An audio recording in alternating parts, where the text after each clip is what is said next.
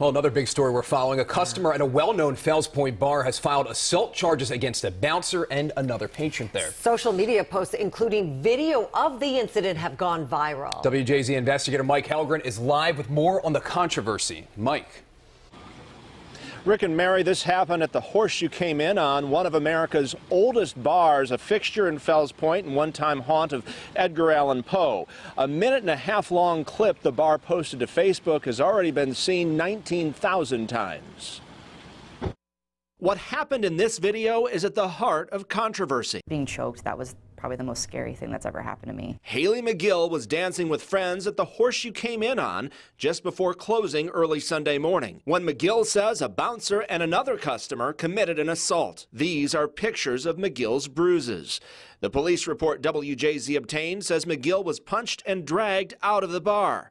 McGill later went to a hospital. The doctor's report notes a minor head injury and neck and back sprain.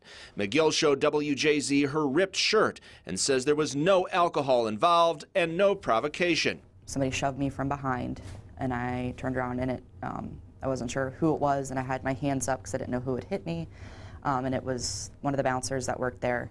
And then he shoved me back again and pushed me across my face. And then a gentleman who did not work there at the bar came up and started hitting me. The bar's owner, Eric Mathias, issued a statement through his attorney calling the allegations untrue. He wrote, "We have thoroughly reviewed the incident, and the version of events previously being described is firmly refuted by video footage from that night." The video shows someone near McGill appearing to shove another patron. Later, McGill moves away. Then a man comes toward her. The bar's owner says he was an employee who was, quote, purposefully shoved and struck by McGill. You can see what happens next. There's no audio. Both McGill and the man eventually are out of camera view. If you have a problem with somebody at a bar, you're supposed to escort them out, or give them a chance to have them leave themselves.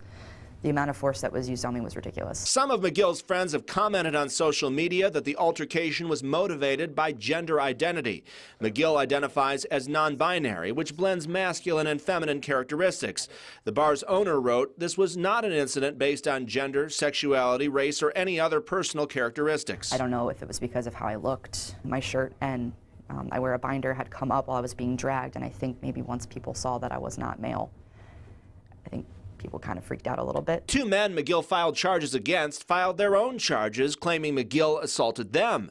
McGill has no regrets about speaking out. I felt like it was kind of my responsibility, especially with the amount of support that I was getting, that I needed to be the person, I guess, to speak up about this, because nobody else was really doing anything about it. Now, the bar's owner also said in his statement he wants a safe environment for patrons and employees, but there's much more to come on this. There are trial dates set in the case in March. Reporting live, Mike Helgren, WJZ.